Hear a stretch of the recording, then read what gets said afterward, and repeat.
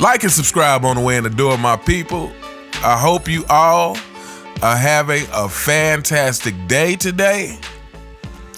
And so it seems, we got a lot going on in this NBA world last few days. I'm not sure how much of it I actually care about, especially in terms of, I know there's some trades being made and trades being proposed. And but, because this is the least competitive version of the NBA we have seen, the NBA is hard to watch, even though I do my best to watch it. And then you have the whole thing with Bronny James that happened that a lot of people have been doing stories on this week. I just did one yesterday. And apparently, so I'm flipping through YouTube, and what comes across my feed is Undisputed, Skip Bayless, and they are talking about Kevin Durant questions why he shouldn't be in the GOAT conversation. And I'm like, okay, really? You question that? So I've seen a few people, I believe, over the past day or so talking about this. So let me go ahead and throw my 2 cents in. Before we get started, though, like I said, this channel, I hope that it provides some insight, especially to the younger generation. Hopefully when we all get things from each other, but especially the people of my generation, like hopefully we leave things that the younger generation who is still trying to figure out life can benefit from. And on that note, I want to give another great piece of advice I remember getting. One of the best pieces of advice I got, and that is never make decisions when you're desperate. When you are desperate, could be for money, it could be for plenty of different things. It could be for money, it could be for companionship or, love or whatever. But never make decisions when you are in the middle of that desperation. Wait till you collect yourself, wait till you collect your thoughts so that you can make a sound decision that will not come back to bite you. And after saying that, I think we all know where I'm going with this. The era of the super team. So Kevin Durant, I think basically said that the reason he's not in the GOAT conversation is because he went to the Warriors and said something to the effect of, why should that stop him from being in the GOAT conversation? Kevin Durant, who I like to call LeBron James Jr. from time to time, let's talk about this. We are in the era of the super team, started by LeBron James. Now, LeBron James started it, and Kevin Durant followed suit. And some people even think that what Kevin Durant did was worse than what LeBron James did. And I feel like that's kind of relative at the point. I mean, once you open the door to super teams, once you go join another champion, and I'm talking about LeBron James, you know that, fanboys. You know who we talking about. Once you open that door, then it's kind of like, well, anything else that comes after that, Kevin Durant could have went. Kevin Durant could have went to a team that had every other superstar in the NBA currently on the same team, and it's like, well, LeBron, you open that door. So I really don't feel sorry for either of them. But I will say this: I think both of them made decisions out of desperation that came back to bite them. However, I would say this. I think with Kevin Durant, he's going to suffer the repercussions of that decision even more so than LeBron, because Kevin Durant is not the face of the NBA. Kevin Durant is not the chosen one. And when I say the chosen one, I don't mean the chosen one because LeBron is actually that good. I mean the chosen one because the NBA chose him to be the face of the league. So therefore, they've done everything in their power and reach to cover up and make excuses for any defectiveness of LeBron James. Kevin Durant doesn't have that benefit. So while LeBron James does things that, like I said, should knock him out of the GOAT conversation, plenty of things. Flopping being numero uno. Flopping should get you knocked out of the GOAT conversation, for sure knocked out of the top 5, and possibly out of the top 10. That's just what I think. You know, like I said, while LeBron has done plenty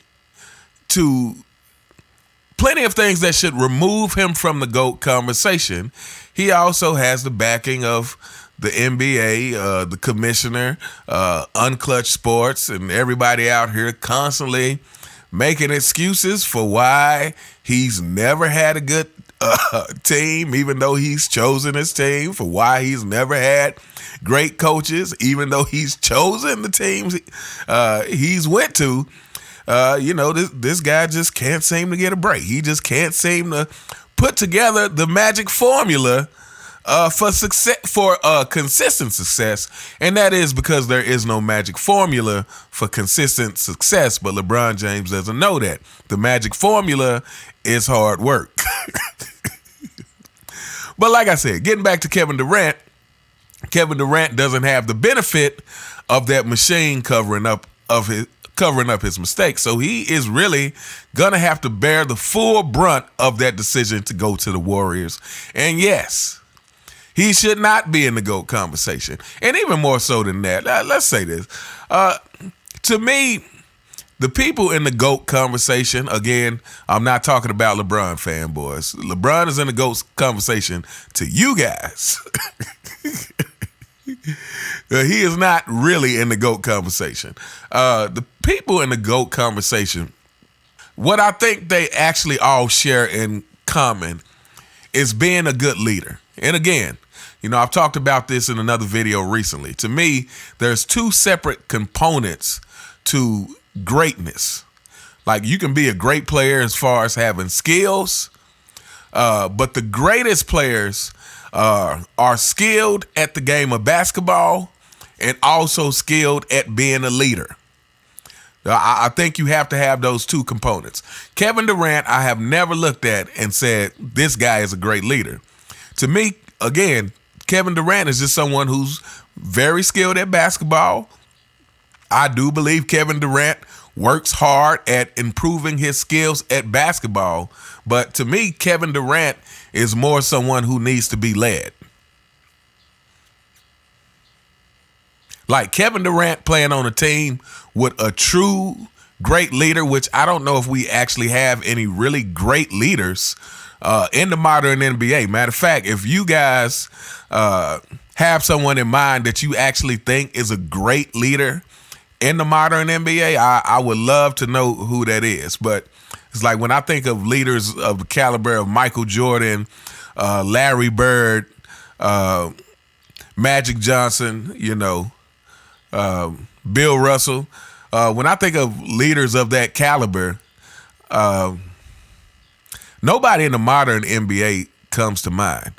And I almost really don't even put Kobe on that caliber of leader, just because to me it took Kobe a while to actually work up to that. Now that could be because he came right out of high school. I'm sure that has a lot to do with it. But nevertheless, it is what it is. But I think Kobe turned into a great leader. To me, those are the components, and I just don't see that in Kevin Durant. And to me, that's why, how are you going to put Kevin Durant in the GOAT conversation? I mean, Kevin Durant, again, LeBron James Jr. has had very similar epic fails. And when I talk about that, to me, both of those players tried to monopolize the NBA and failed in a way that, okay, here we go. This wasn't going to be a long video, but it might get on the longer side. So when Kevin Durant went to Golden State and he won those championships, absolutely, Kevin Durant played great. He outplayed LeBron James. But again, to me, Kevin Durant is someone, he plays his best when he has a soft place to fall. In other words, when he has other players on his team that he knows can truly pick up the slack. Like a Steph Curry. You know, to me, Steph Curry is a greater star than Kevin Durant. And really, to me, LeBron James is the same way. LeBron James played his best alongside Dwayne Wade, who was already a champion, who actually had some of that killer mentality.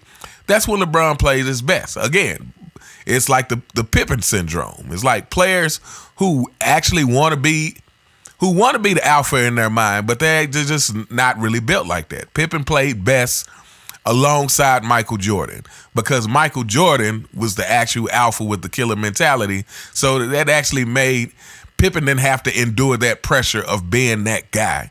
And that's the same thing, I think, with LeBron in Miami. Because it was Dwayne Wade's team. You know, LeBron was just trying to get a championship. But it was Dwayne Wade's team. Dwayne Wade was the real alpha on the team, the real leader.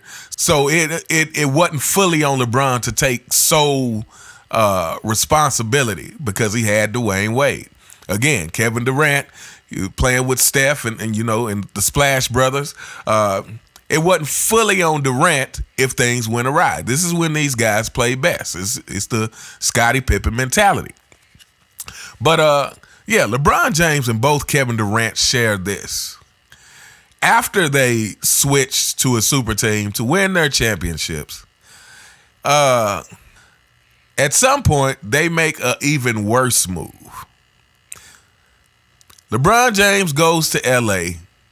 And at some point, he decides that he's going to put together this team. And you know where we're going. We're going to the keep that same energy team that he put together with Russell Westbrook. You know, Le GM.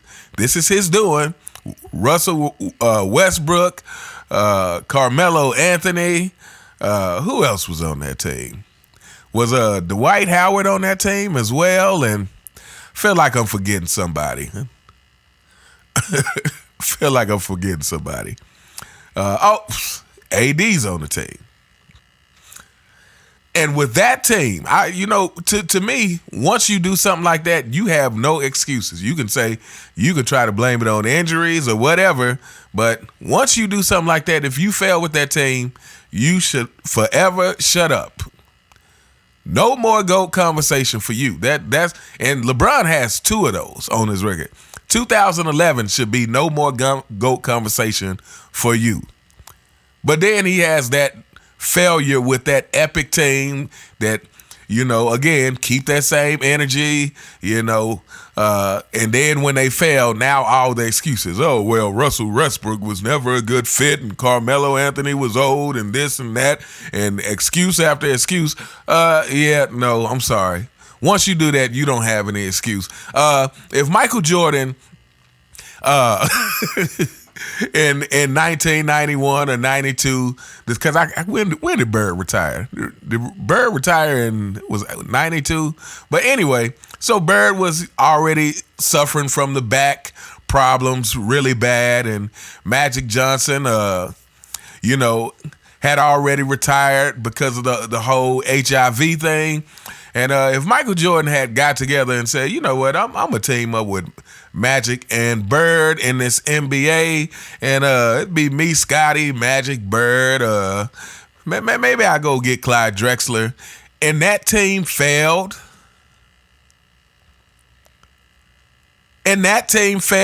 Which would never happen, but no one would give an excuse for that. You couldn't say, oh, well, Bird had a bad back and, you know, Magic had HIV and this and that. No.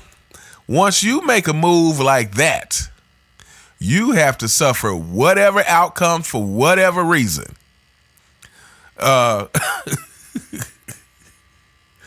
Yeah, I'm sorry. There's just no other way around it. So LeBron does that. Kevin Durant goes to the Nets. Kyrie Irving, James Harden. This is supposed to be, which, I mean, you know, to me, anybody could see that it's a ridiculous lineup. But this is supposed to be great team, and we know the whole thing with COVID happening and Kyrie not getting in the vaccine, and, you know, those three hardly ever got to play together for various reasons. I think KD might have had some injuries. But, hey, like I said, once you pull a move like that, where you are really trying to monopolize the talent pool all to your team, you don't get any excuses. I don't care if all three of you were injured at that point. You don't get any excuses. That is a massive fail. So, no, Kevin Durant should not be in the GOAT conversation. Again, Kevin Durant is not a leader like that. Kevin Durant has all the skills. But again, like I said, I believe it takes the skills plus great leadership to make it to that GOAT conversation. You know. But anyway, this videos went longer than I intended. Let me know what you guys think in the comments. Do you think Kevin Durant has a legitimate case to be in the GOAT conversation? And if so, why do you think that is? But anyway, let me know what you guys think in the comments. You all have a truly, truly fantastic day. And I'll see you next time. All right.